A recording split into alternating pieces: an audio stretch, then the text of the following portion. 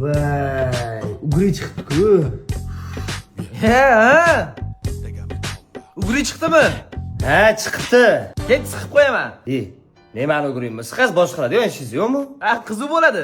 Boshqa ishingizni qila qoling, aka. Ha, bo'pti, o'zing bilasan. Qalaysan uka? Yaxshi, rahmat aka, o'zingiz sumsiz. Ugri chiqdi-yu uka. Ha, chiqdi endi nima deysiz? Xotirami uka, hech nima qilmaydi. Yoshlikda bizda ham chiqqan. Rahmat aka.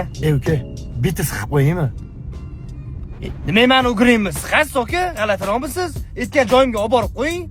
Boshqa qiladigan ishingiz yo'qmi? Bo'pti ukam, prosta so'radim-da. Вообще aytmang unaqa gaplarni aka, g'alati-yu bu. Uzra aka.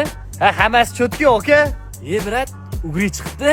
Ha, chiqdi aka, kimda chiqmaydi? Любой erkak sizga ugri chiqadi. Nima hamma yopishib oldinglar, men tushunmayapman. Yo, aka, hammasi chotki, prosta xohlasangiz bitta siqib qo'yaman.